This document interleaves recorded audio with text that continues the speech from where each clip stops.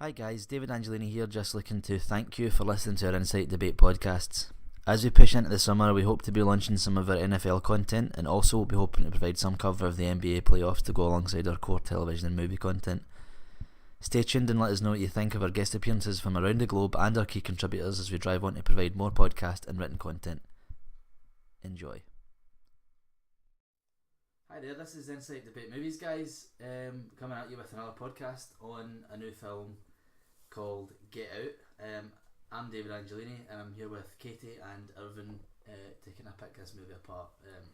Just something I keep on forgetting to do. This is a spoiler warning because there will be some spoilers for the film. I never do it, and then I keep forgetting to put it in the heading when we publish it as well. So this will contain spoilers about the movie Get Out. How would you describe Get Out? Well, I would say a psychological thriller verging into horror a little bit. Yeah, sort of. It was pitched to me, or like the way I saw it marketed was as a horror comedy, and I feel like it's not really either. No, it's definitely not a comedy, and it's only a little bit. And as much as like the main theme of it is racism, and that's like horrifying, but like not and also hilarious apparently. So if you agree with that classification, I prefer to think like when people talk about it as a social thriller, I think that's probably the best way to describe it. Yeah, I really don't think it's a comedy at all. There were bits of it was funny, but it wasn't. Yeah, it had comic relief, but yeah. that's common in a lot of things. And there maybe only a couple of sharp spikes of like horror in it that were like your classic, not your jump scares, but not some of them reasonably well done, but yeah, I'm terrible with scary things, and I was fine. It was sinister, yeah, but not. But again, that's more a psychological thriller. It was quite kind of sinister and kept you a bit kind of unnerved and on edge. Good word for it, actually. So it's a movie about this guy, Chris, played by Daniel Kaluuya, who is a black guy who has a white girlfriend and is like going to meet his white girlfriend's family for the first time at a big kind of party that they're throwing.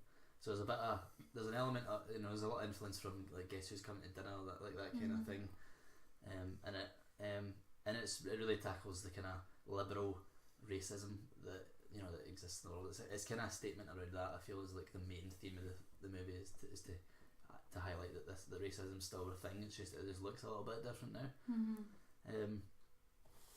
And jump scares, comic relief. It's actually a really good story, I thought, considering what it was. I don't normally think that films of this type are good films, but I think it's just very intelligently done. The way it's all kind of put together and how much subtlety kind of contributes to it. Subtlety, like it takes an awful long time for anything like bad, to use the term, to actually happen. And I think that like you're concerned for so very long. Like it takes a while to build up, and then you don't really know what the problem is, and you don't know. And for like a lot, I don't know exactly, but a lot of the movie, it's just world building almost, and kind of it is sinister, but you never know why until you do, and then it's just it builds a lot of suspense all the way throughout the film, and that's normally quite a bad formula for it to build suspense for so long. It doesn't normally work. The release isn't like almost never satisfying. Yeah, plus it tends to verge into the boring if something is building so much suspense. You get to the point where you're not actually that bothered about the climax because you're like, they've dragged it out too much. But for some reason in this movie it just works. The suspense, I think it's always kept interesting, and it always keeps you guessing. You're always, if you're a kind of thinking person, you're always kind of trying to figure out what's going on next, and it's a real kind of mystery. You think it's one thing, and then you think it's another thing, and it's not really any of these things, and you end up, by the time anything actually, you're really stressed. You're really quite on edge. Yeah, I mean, and there's parts of it that actually caused like a little bit like a distress, but I'll talk about them in a minute. So the director of this film, Jordan Peele, who started writing this in 2008. This was about the time where Barack Obama was first elected. Wrote the script as a kind of response to the kind of the idea of post-racism after Obama got elected. Is it like the idea that that white people had solved racism and that racism wasn't a thing anymore because Barack Obama was in the White House and it's a it's a social, it's like a response to that. It's putting across that perspective. No, racism is still a thing. We just talk about it a little bit differently. We put it across a little bit differently, and it looks different, but it's still like alive and well. And it kind of, just because maybe people are apologetic, like Bradley Whitford's character who plays his girlfriend's dad in it. His dialogue almost the entire way through the film is just an it's like a parody. Yeah. It's a big parody of the way people talk about race in America. Yeah, like, I'm not racist at all. I can't be racist, I've got a black friend type. Yeah, that exactly that. Yeah. Wesley says to him, I would have voted for Obama for a third time because like as if that's somehow relevant. Yeah, like you're voting for him because he's a good president, you're not voting for him because he's black. So how does that? Also, why even bring that up? Because they weren't even talking about. I'm sure they weren't even talking. Yeah. about No, it was completely nothing. They were talking. I think he was showing him a photograph on the wall or something like that of something, like something nothing to do with that at all, and he just said it to him because he was awkward because he was speaking to a black guy. Yeah, basically, it was. You could tell that the character was the dad was nervous because he was like constantly thinking, "Oh, don't act racist, don't act racist." But there's two perspectives to look at this. But I think it's slightly different for us to look at this because we don't live in America and we don't live with this theme in this society all the time. And I wouldn't say that we live in a society where racism isn't a problem. Definitely not. But it's not the same kind of thing. It's not something that I need to live with on a daily basis. I know that sounds rich coming from a white male black person, so like people would tag me with like being white male privilege, but I'm very conscious of these things. When I see them, I'm sensitive to it.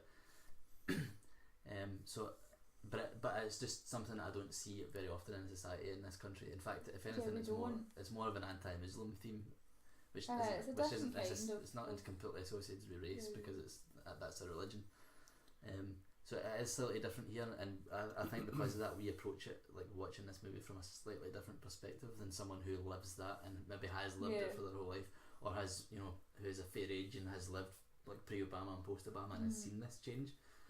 So I know. I think I said like it would be interesting to hear what black people thought of the film. Yeah. Actually, because a lot of what gets said isn't technically overtly racist, but you feel that sort of. That's what I mean. Like, so my response to watching something like this is going, oh well, there's nothing really that wrong with saying that you would have voted for Obama for a third term, but it is like sneaky, like. It's uncomfortable. It's not. It's the same patterns of thinking, but just different words generated from it. It's not completely malicious what he's saying, but it's still wrong. It's still like a poor mindset. It's just not like. It's just not like the fucking KKK where he's talking about how he wants to kill somebody. Yeah. But it's still he's still treating someone different because of the colour of his skin. It still makes you go, oh really? He says things like there's another line that Bradley Whitford delivers where he says, "Oh, I know how it must look. I know what you're thinking about me. Yeah. White family with black servants," and he says the word servants instead of like staff instead of staff and housekeepers. You go, I know. Just like it just gets kind of gets your hackles up a little bit. And you go, oh, you shouldn't have said that. Please. And the way the mum speaks to the is she a cook? They say she's a cook, but she's a housekeeper. Yeah, the way she speaks to her, which at the end of the film becomes apparent that it's actually a completely different person. It's a different person, but it's a completely different. It completely changes the way that she's saying that because she's having a go at a family member and not having a go at a servant. But it looks weird. At the time you don't know that, and it's what she says fits both, but it has a completely different meaning, a completely different outlook. Saying it to one person to another, so he sees that obviously as being like not necessarily racist, but like elitist because she's the help basically.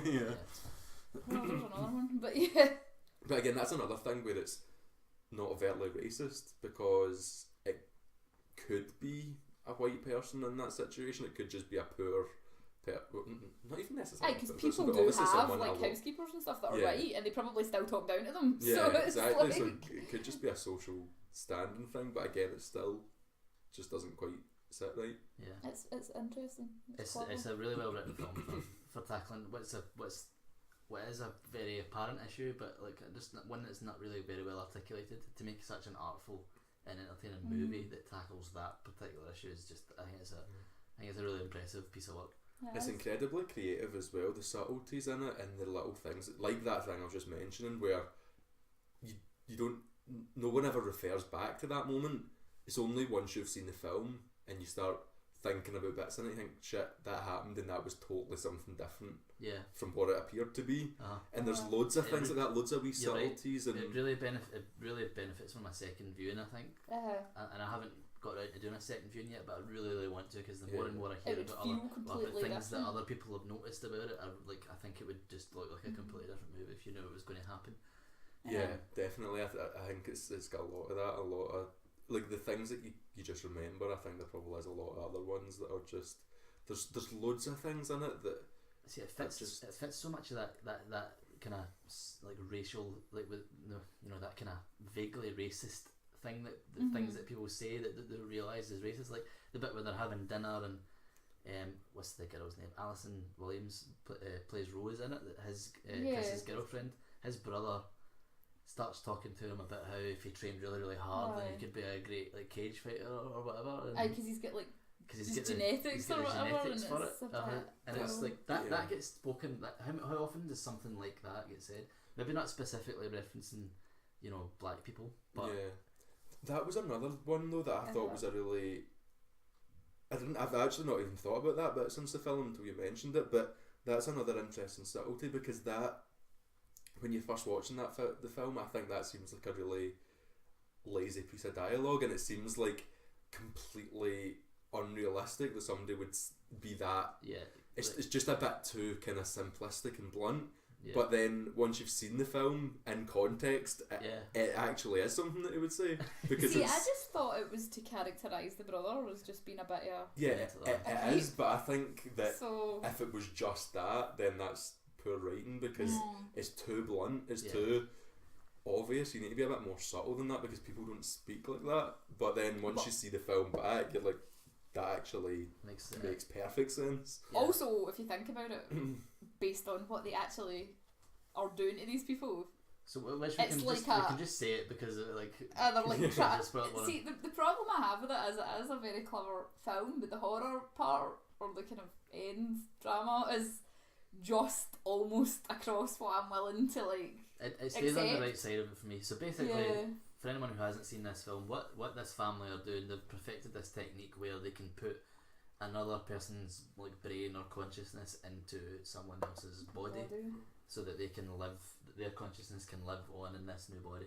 So they're kind of putting these old rich white people's brains, they're like auctioning for it to be put into these black folk. And they're choosing. They even speak about it like quite overtly at this kind of dinner party, where they're saying that now the pendulum's swinging, and it used to be white was in, but now black's like it's fashionable, it's the in thing now. And you don't really know what he's talking about, because that just sounds weird. Like you say again, it's like a completely out there bit of dialogue. You just think, what's this crazy white guy saying? But it turns out that these like older white rich people want to like have like more athletic or better looking black bodies to live in for the rest of the... Well, that's what I was going to say about the thing the brother says. Really, it's part of that whole they've picked him as like a specimen or whatever. He's thinking ahead to what he would like. He wants to be a cage fighter, and he wants to have a black body that he can perform better because in. You see her like the other guy wants his eye. Because do you not see her googling, what is it, like, is it basketball? Yeah, people at the end. She's googling college basketball prospects. Yeah, she's like looking for her next target. NCAA prospects.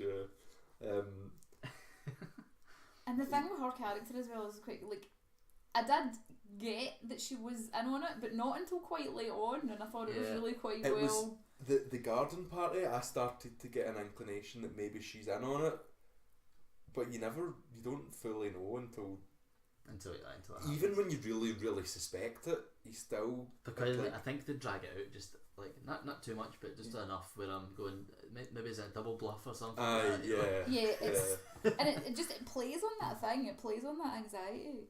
And you're just really stressed about it by that point. And that's one of the big twists as well, of which there are a few like big kind of twist moments in the film that kind of take you by surprise. One when you find out like that it's not, is it reverse racism or something that these white people want black guys for? Positive racism. So that's one thing. We go. I mean, it's all very sinister and awful, but it's not like they don't hate black people at all. Like, it's not that. It's not that they hate black people. Hard to define, but it's like that kind of racial. Well, I don't know. Is it superiority? It's some kind of like they're looking on them as commodities rather than as people, which is deeply racist and sinister. But it's not like they hate black people when it's simple. It's not this like a racial hatred. It's as if they don't. It's as if they don't value them though. Like they value their physical attributes, but they don't value them as people because they're quite happy with these people being locked in, which is essentially what happens with this whole they don't brain thing. They're like just locked in the back, and they can't do anything. So they're quite happy for that to happen, which is a kind of like, is it because they're black that they're all right with it, or is it because they just have no empathy? Like for anyone. But at the same time, they're not doing this at all with any white people, which you would think that they would, because some people might, especially if it's like a financial thing, some people might want like a cheaper white body. Cheap white meat. Cheap white meat. There's another kind of quite overt bit that I didn't really. You get it in the moment, but it seems like just a bit blunt. And once you've seen the whole film, it kind of seems a bit when you reflect on it. The bit where how they run over a deer right at the start of it. And they arrive at the family's home, and Brad Whitford's character saying, "Oh, I hate deer. I'm glad you killed that deer." Do you know what I say when I see a dead deer in the street? That's a start. It's like a total met. Oh my god. Because he goes on this really uncomfortably long rant about how much he hates deer and doesn't care. There's too many deer. There's far too many deer. They're You just start killing some of them and I'm good. I'm glad you did that. And it's just like weird. There's such a racial. You could replace the word deer with. Dare I say the N-word for the purpose of the podcast? That would be a plantation chat, like right there. That would be like absolutely common. Like full, like the help and that backwards. From there, but I never thought about that. I just thought the deer was like some sort of crazy metaphor because that bloody stag is like kicking about at the end. But now that you've said that, I think it's kind of both, and I think it also works as a device to build suspense, because that's the first thing that happens that's just a bit creepy and sinister. It's not just like knocking down a deer. There's something just not right about it. There's about the way it's shot and the way it just appears out of nowhere as well. It's just, I mean, it just seems like dare I say it, normal film before that, and then that happens and it's a bit too jarring, and you're like, oh no wait, something else is going on here. It's deliberately shot like a horror film. That's those scenes as well, when he goes to catch it and when it's making the noise and stuff. It's shot the same way a horror film is, to build anticipation, and like you think something fucking terrifying is going to happen, and it never does. But the very, like, I suppose that's the cinematography is very deliberate to make it look like a horror film, and to put you even off when edge. They hit it, you like jump. It comes out of nowhere. Really, they're just chatting, and then this deer is like fully. In addition to that, what's just reminded me, because they were in the car, they're listening to music. Like, another thing that was kind of pointed out, and another thing I was listening to about it, is how they deliberately use the most recent, like, possible music in all the scenes in the car, or if there's a radio or whatever. It's to kind of point out that this is not some past. This is now. This is just like right now. This is today. It's not like we want to make a statement about how things used to be. This is how things are now, and this kind of racism is still a problem. Also, I was just thinking there when I said about the stag. That is a stag head on the wall that he's obviously killed, so this is like part of that whole thing. Like, and maybe he really does hate deer, and it's like he just. But then he kills him with the deer, which is somewhat symbolic. I think. Yeah, it must be, because it's a bit. It's him that he kills with the deer, isn't it? It's the dad who he kills with the stag's head. So I think that's symbolic. Yeah, no, does he? Yeah, no, it's definitely. It's the brother that survives for a while. Yeah. It must be symbolic because it's too outlandish. Yeah. Otherwise, It's sort of kind of irony, I suppose, like the deer kills him. it's cathartic. There's Love that word. another thing that I didn't realise in the moment. Again, it's more of a kind of like African American cultural thing. That was the reason why I would notice it. Like not like being British and not being American, but the way he saves himself, the way Chris saves himself from the hypnotism in the video, is by putting cotton in his ears. Oh yeah, shit. I never thought. Someone pointed that out, and I was like, "Oh shit, yeah!" It's like cotton, cotton saved his life. That's like a total joke. They've made it. I really, really, really want to see this again. Satirised that whole point. Like he stuffs the cotton wool in his ear so that he can't hear the trigger for the hypnotism. Yeah. The hypnotism stuff is one of the most sinister parts about it, by the way. I wonder if that is deliberate or if that just. No, it is. It must be. It's got to be deliberate because he could have, it could have been anything. But that's what. As I'm noticing all these, we kind of raved about how good Nocturnal Animal was because how Tom Ford had put all these really subtle metaphors and they were all the way through the movie. This movie has them as well, like from start to finish. Yeah. And I just need to go and like get a second viewing of it to fully appreciate what that looks like from start to finish because there's a lot in it. There is a lot. There's some that are really subtle like that, and there's some that are not really that subtle as well. Like when he says, "Oh, don't go down in the basement," there's a lot of black mold down there. Is like that kind of hits you like a ton of bricks. But then later in the film, that kind of comes back as well because it's like because the basement's like their mad dungeon. Surgery dungeon, like. And like, there's a thing. What is that? Is the black mold? You said there. I know it is about the black mold. I was going to say, is the black mold their brains because they're waste product? So is the black people's brains the black mold? It's probably just a stupid joke he has with himself. He thinks that's hilarious, like a wee joke with himself about he's like racist. Another kind of key point of the talent of the writing here, like for an actor like Bradley Whitford, who in my head is the most famous for his role in West Wing, where he is very like he's a Democrat, he's a very liberal, like kind of socially aware kind of guy. For him to have that reputation as an actor, in my mind, and then to completely trust Jordan Peele to write this character for him, where if it's not done correctly, then there's a violent backlash against him personally for representing the things that he says in the film. They managed to write this without making me think that about Bradley Whitford and Catherine Keener and everyone in it. Like it's a really really interesting and fine line to walk because you don't get that kind of. It's a kind of a bit of risk for the. It almost happens if you've seen the movie Django. It almost happens to Leo. Leo's a very talented actor, and you see him and everything. So it doesn't stick with him. But there's some of the things he says in Django, you think, fuck, like you can't say that. And you almost start to tag him with it. And I think in a less skilled writer's hands, that you would. There's a risk of it going a different way. Just a line wrong here and there. They delivered it as it was, they say some fairly horrific and like disturbing things, but it is almost there is a cadence over it of like satire where you know. Oh yeah, like it just flirts with the slightly ridiculous at times, but it doesn't ever quite. Like you're saying how it almost lost you with the brain transplant. It didn't lose me, but it does go right to the edge. It's right to the edge of what I'm willing to just be like, no, this is daft.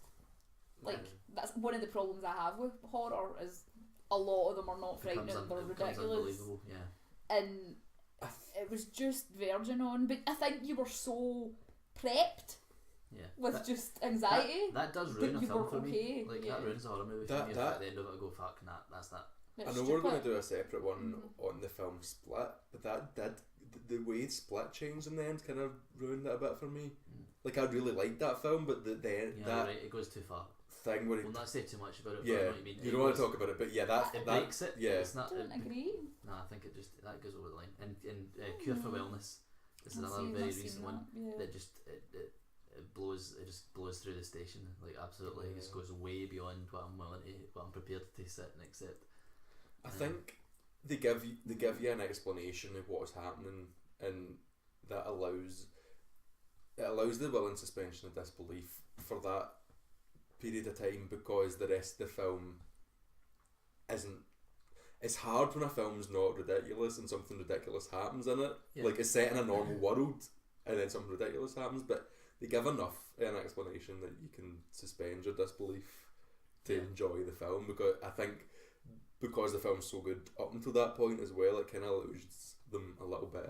That's what I'm saying. I think that they've got a little bit of capital in the bank, so I'm saying I think that they like prime you with like enough sinister kind of anxiety that you're just like, right, okay, fine, this is the thing. Whereas if you were just calmer, you would be like, no, this is silly. Another thing I really liked about the film is it's one of these films where you know there's going to be plot twists. It's that kind of film, a psychological thriller. You know, you're building it, you're trying to guess what they are, but for the most part, you won't guess this. I don't think there's many people that would be able to guess that twist at the end, like the thing with the brain transplant and everything. I would have guessed it. And a lot of the things that build up in that film are affected by that twist, and yet you still don't get them. So there's so much. They don't just give you tiny shreds so that you won't guess. There's so much that you're like, oh my god, that's why this happened and that's why that happened. Yeah. And it's like also a really well woven tapestry. Like, because I thought that they were just like really deeply brainwashed. Everything. Because she's a hypnotist. Yeah. And the hypnosis thing is one of the scariest parts for me. I don't like how she finds me. Like the silent auction, that do you think they're all been hypnotised to go and kill him? But that's what I thought anyway, and it's just totally not that. That looks weird. Yeah, but I thought they were just buying them as like slaves. Essentially. What I liked about that whole thing is that every single thing that happened in the film was relevant, whereas I think a lot of films where they've got a big twist, the whole M. Night Shyamalan type films like Signs and Sixth Sense and stuff like that, I think they know that you're expecting a twist and they start leading you down dark paths and putting things in the film that have no relevance to the plot or the twist to try and lead you down a false path. Whereas that doesn't do that. Everything in that film, every subtlety, every strange reference and every sinister wee nuance has relevance to that plot twist at the end. Everything is deliberately really there, and you still don't get, like, you might guess that she's bad. It's so original that you just don't. But that is not the big twist. The big twist isn't that she's a bad guy. I think that I think they're willing to give you that one, but you still don't guess what's happening at the end. I would be surprised if anybody kind of guessed that's what was going on at the end. Plus, it wasn't completely and utterly ridiculous as well. Like, the ending wasn't completely and utterly just fucking ridiculous, so that there's no way that anybody will ever guess it. Yeah. But talking about the end and the twists and all the thing you were saying, talking about the thing, the car, the key part of the film for me, like the bit that really had me made me anxious and gave me the strongest emotional response was when once Kiss has escaped and he's without doing too much, he's kind of killed his way out of this house to try and escape what's about to happen to him, and he's just there and he's covered in blood and the police car turns up, and like after that whole kind of there's a lot of action happening there while he's trying to fight his way out of the house, and you've got that kind of catharsis of him finally he's like almost free. This police car rolls up and my heart just absolutely sank. I was Same. Fuck. And you think it's going to be the guy for the start. Yeah, because we know there's a bad cop in the neighbourhood who's like racist, a bit of a dick. Yeah. From the beginning. And you think maybe this is because you know what the theme is. By this point, you're thinking, is this like some sort of social statement about the kind of about what happens in police enforcement in America? When they kill black perpetrators on site, that kind of thing. You think that's what it's going to be? I completely thought he was going to get shot. He's just escaped, and this copper's going to kill him, and then it flips that at the end as well, and that's the kind of twist that it's his friend who's came to rescue him. And it's like, and he's like, I fucking told you not to. His friend is that total trope though, that thing of like horror films, like black people shouting at him, and he's like, I told you not to go into the house. That's what he represents in the whole movie. It's great. That was the strongest emotional response I had, because honestly I was horrified at what was going to happen. So was that my stomach just was like, oh, he's getting shot now. Yeah. Speaking of that sequence, that the one thing that I didn't like in the film, the one thing that I just thought that doesn't make any sense, happened just before that when he's driving away, and the maid, who's actually the grandmother, he stops and goes back for her, and I get the empathy, like, because he knows that there's a person in there, but he also knows who that is. It's because he's mum though. Because of whose mum? Oh, of course. His own mum. Like, the whole story is about how he thinks it's his fault for not going and helping his mum. Because he runs her over. Oh, yeah.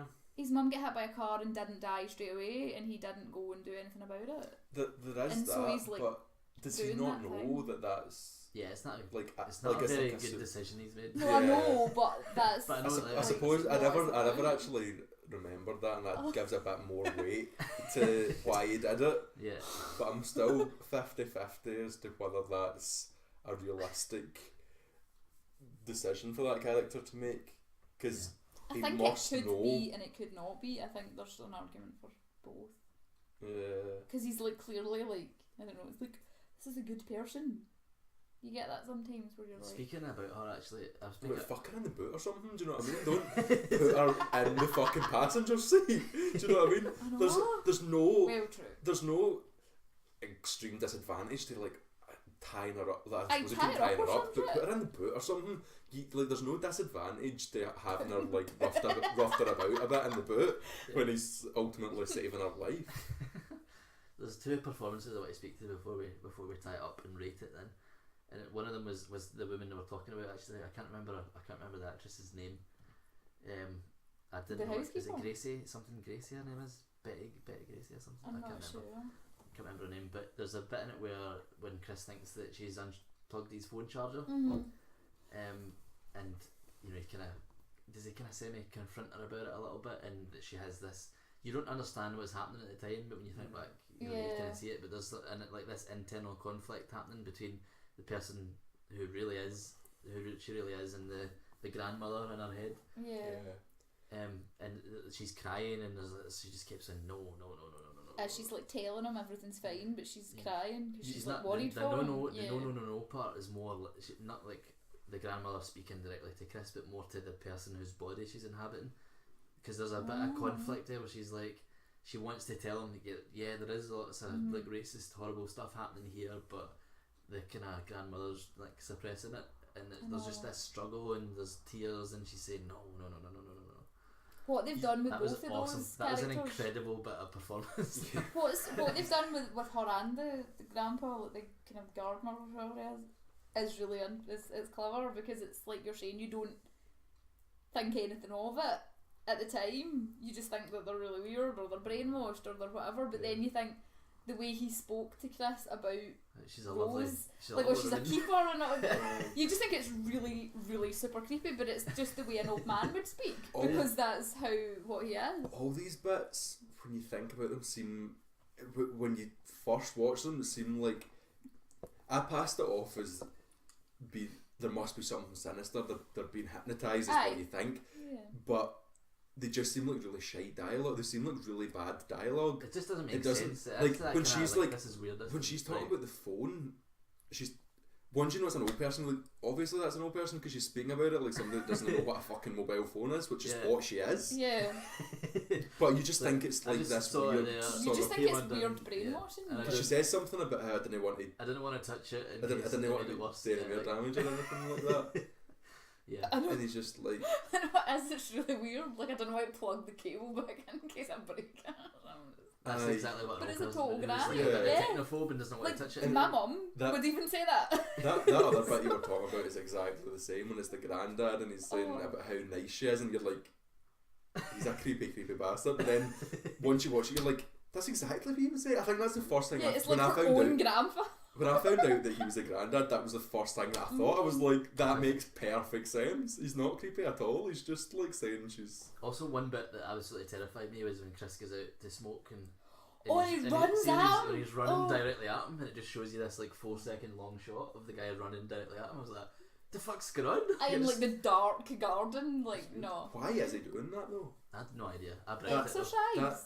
He says he was doing. The camera lingers on him it lingers on him just a bit too long as well. I'm going because you can just see him actually getting the distance on you, and then he just swerves away like an animal. I never gave that much thought, but that contradicts what I was saying earlier a bit about how everything led to the point. I don't see where the relevance was for that, other than to give you that scare. I thought, he says he's exercising, and I thought he was why just would you be exercising in the middle of the night?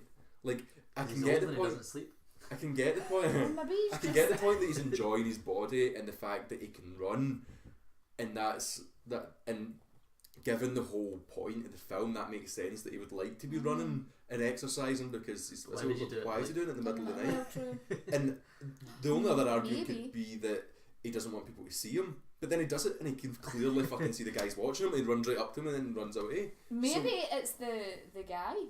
The black guy, like trying to, I don't know, escape or some shit, and then there was some sort of, I don't know, it could be like a whole possibly, yeah. Was that to it as well? It is weird, it's like a sort of conflict between him and the brains. Maybe they have internal struggles at night. The other performance I wanted to mention was Lil Rel Howery's performance, who plays his friend Rod, who's the TSA guy who kind of rescues at the end, because he's all the way through it kind of diffusing these bits of tension with a bit of comic relief. He's like larger than life, he's comedy. that trope of like the the don't go in the basement. Like, don't go in there, don't go in there, don't do it. Like I told you that would happen. He's Shorty for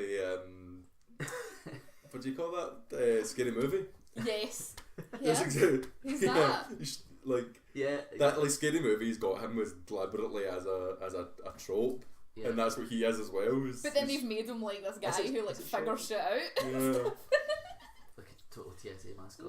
It's interesting. Like I don't know what. I'm not sure. I haven't really figured out what I think the point of this was. But see when he's explaining to the police about what's happening, and he's they're making him a sex slave, and all these white people are like kidnapping black people. The three cops that he explains that to, who don't believe him, are all black. They're all black. Yep. It's not like he's failing to convince the white authorities that this is happening. All these black people just laugh at him as well, and I'm not sure. I haven't really worked out why. Is it not just because it's so outlandish? A theory, or that it's just like it's a kind of subtle thing. Is that even some black people now don't think that racism's a thing? Maybe, or maybe it's just a statement on law enforcement. Yeah. In America specifically. And they say that they would have taken him more seriously if he was white, because that's an interesting point as well, which may be the case. Mm-hmm. He's just like, he just comes at like this crazy guy with a dog. Maybe they just don't want to be those people who are like busting in and like, oh, we heard some racist shit's going down. They just don't want to be those. His performance was really good. Guys. Like, he's like he carries it. He's like from start to finish. You get introduced to his character and you know what he's going to be like all the way through it, and then he rescues him at the end. So like, yeah, he's like a funny friend given purpose. Like I told you, like don't go to your white parents. Yeah. Don't go to your white girlfriend's parents' house. Don't do it. It's crazy. Don't do it. But then he was right. Yeah, and he was as much as he was portrayed as this kind of jovial jester type, like almost as if he's a bit of an idiot. He actually has gumption and he's not an idiot, because he has that whole conversation with her and he's like, you're fucking lying, and he's like googling the missing guy, and he's like, she underestimates him and she thinks that she can fob him off with this sort of half-assed like, oh, I don't know where he's gone type damsel in distress, and he's like, you're a fucking liar and there's something wrong with you. So because he's TSA motherfucker.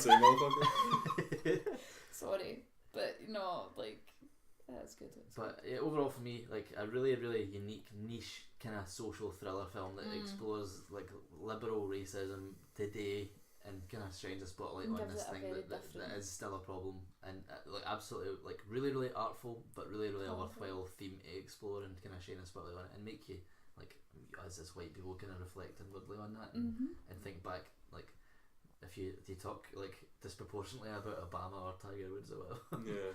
It was a really fresh approach as well, because there's a lot of films that have got points to make from a civil rights standpoint. There's like, loads on The Help and 12 Years a Slave and Selma. Always been as well. There's even Django and stuff like that. They've all got like a point to make, but all amazing films. They're all just a different way of it's a very different context. Yeah, it's a completely unique way of doing it, and I think it appeals to a different audience as well. Because they've made it kind of horror rather than just, they're usually just dramas, they're usually just like human interest, like dramas.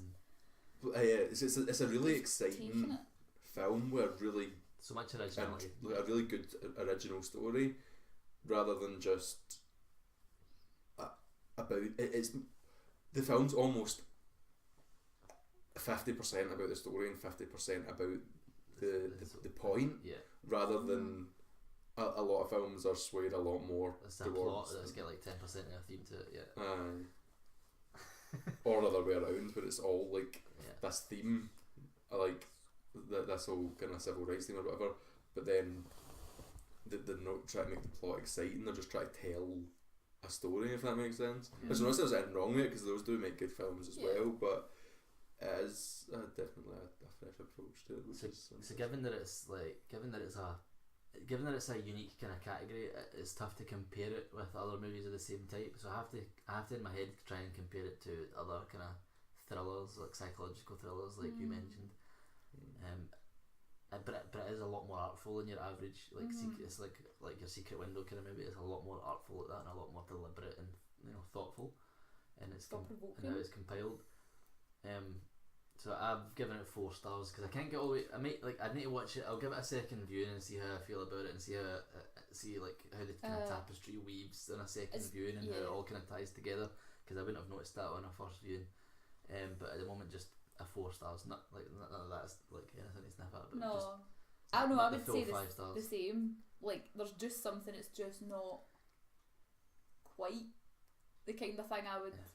Get a 5 with. The way that it made me feel with the police car bit was 5 stars just on its own in isolation, just because of what that did to me internally when I'm sitting there watching it. But 4 stars for me. For me, I would say 5 stars. I'm a connoisseur of that genre. A psychological thriller is. It's not hard to say that it's a masterpiece either, because it's completely original. It's very deliberate. It's very I can't say that it's not 5 stars. I just need to see it again myself before I commit to 5 stars. I'm a huge fan of psychological thrillers, and I'm a fan of films that make you think. I love to see a film and then you watch it again and you see different things, or you can spend hours after you've watched it just thinking about it, just thinking about what happened in it. And we spoke about it for a good 2 hours after it, didn't we? Yeah, we did. We did. We did. We spoke about the film for a long time, and it's just that kind of film. And I think for me, giving it a 5 stars is quite a big thing, because that's my genre.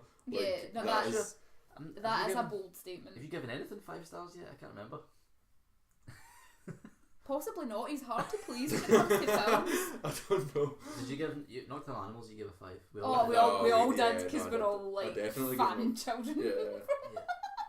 But I can't disagree with 5 stars. I just need to see it again myself. It was an excellent film, and I would encourage everybody definitely go and see this. Yeah, film. The only thing that stopped me really is just I can't deny there was a moment when he finds out what it actually is that I just went really. And for me, I just was like, I had to force myself a wee bit to just be like, no, it's fine, just go with it. I was just really pleased with the film, but it is great. I went in with kind of 50-50 expectations, because I thought it wasn't.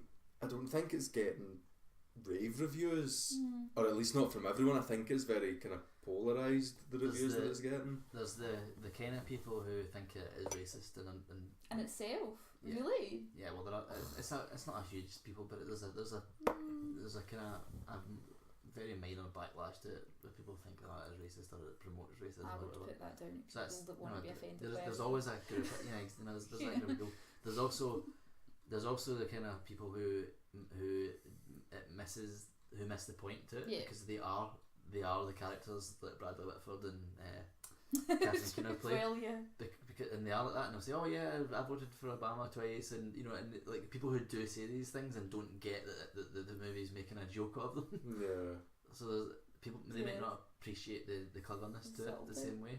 It's definitely a thinking person's film. Yeah. It is. I think we spoke about this before, David, about how there's certain people that just wouldn't enjoy that kind of film. Not to sound elitist or anything, any of us certainly are, but it is it's a thinking person's film, and if you're not into that, then you know, we like it. But if you are into it, then it's it's one to dissect, and you can pick it apart and enjoy it twice and 3 times and all that kind of thing. So definitely recommend seeing it. We will be back with our next podcast. Thanks for listening, guys. Thanks very much for listening to us, guys. Please let us know what you think and get in this debate with us by liking, commenting, retweeting or sharing us to give us a piece of your mind. We're on Facebook, Twitter, YouTube and WordPress, and we want to hear from you. Thank you very much for the support.